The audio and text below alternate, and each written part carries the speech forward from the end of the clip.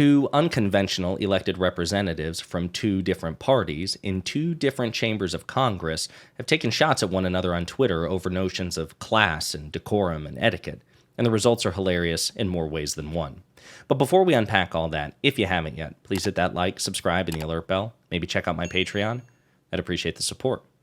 All right, again, full disclosure, I'm still recovering from COVID. If I sound strange or make any weird noises, I apologize. Just bear with me.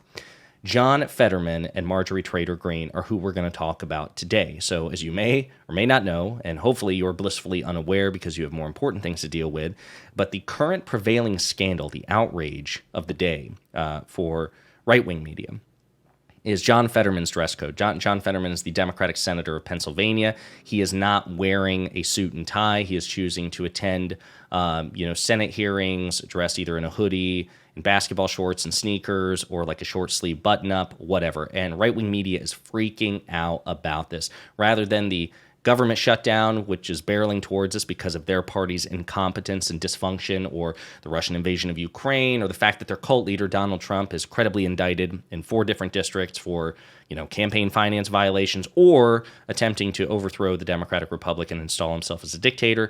None of that's really an issue. It's more, a guy's not wearing a suit and tie. Marjorie Trader Greene decided to go on Twitter and make note of this. She says, listen, the Senate no longer enforcing a dress code for senators to appease Fetterman is disgraceful. Dress code is one of society's standards that set etiquette and respect for our institutions. Stop lowering the bar. That is from, again, Marjorie Trader Greene, of all people, is complaining about etiquette and respect for our institutions and demands that people not lower the bar.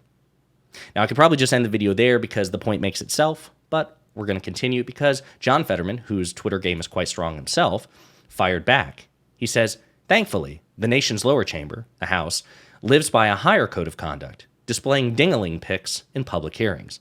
Now, again, because the litany of Republican breaches of etiquette and respect and decorum are too long for any sane person to remember, you may have forgotten what the hell he's talking about. But what he's talking about is when Marjorie Trader Greene, during a congressional hearing, a formal congressional hearing, decided to display the revenge pornography of Hunter Biden, President Biden's civilian son, for absolutely no legislative purpose whatsoever, but just as a cheap attempt to stick it to the president by way of his civilian son. So he is correct to point out the hypocrisy. Okay, you're complaining about my dress code. I'm in a different party, a different chamber of Congress, and you're appealing to etiquette and decorum when, in fact, among the gazillion things you've done to breach etiquette and decorum, Marge, you actually showed the unsolicited, ill-gotten photos of the president's civilian son's genitalia. Okay? Which one of these things do you think breaches decorum more, especially when those pictures had no legislative purpose whatsoever?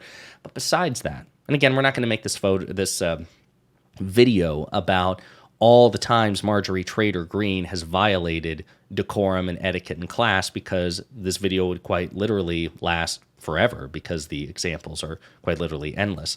But we could point to the fact that during the State of the Union, back when these two were kind of best friends, when President Biden, the nation's leader, the head of state, the head of government, the most powerful man in the world, was issuing the State of the Union, how they have repeatedly and loudly and consistently heckled the president in a way that they would be furious over if any Democrat had ever done so with Donald Trump. That's a breach of etiquette, decorum, and class. Or we could go to something very recent in which President Biden said, listen, it's time to ban assault weapons and high-capacity magazines. And let me be very clear. If members of Congress refuse to act, then we need to elect new members of Congress who will act. Marjorie Trader Greene says, whatever, you old fart. We are electing a new president, turning 45 into 47. Calling again the president of the United States publicly an old fart apparently doesn't breach etiquette, and decorum and class.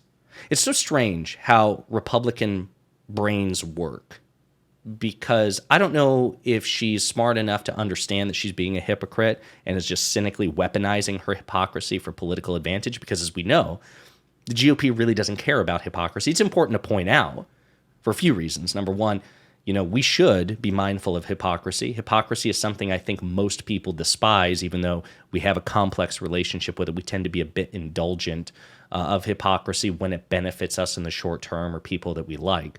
We're all guilty of that to one extent or another. And we should make a concerted effort, generally speaking, to reduce hypocrisy as much as possible. I don't know if she's smart enough to recognize that she's being hypocritical and just, again, weaponizing it because she recognizes hypocrisy. People have a much higher tolerance for hypocrisy within the Republican Party than the Democratic Party, or she just might be too stupid to recognize that she is, in fact, being openly, terribly hypocritical. But the last thing I want to point out is another banger tweet from John Fetterman in which he says, if these jagoffs in the House stop trying to shut our government down and fully support Ukraine, then I will save democracy by wearing a suit on the Senate floor next week.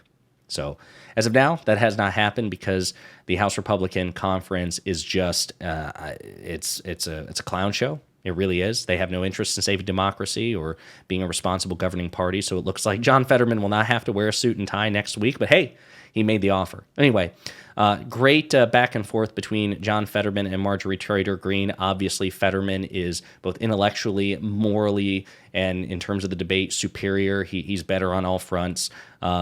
But I imagine this sort of back and forth will continue, and Republicans are desperate to scramble onto anything, any sort of controversy to distract from their own much more substantive failings. So don't be surprised if you keep hearing more about John Fetterman's fashion choices, not just from Republicans, but actually, unfortunately, from some members of his own party.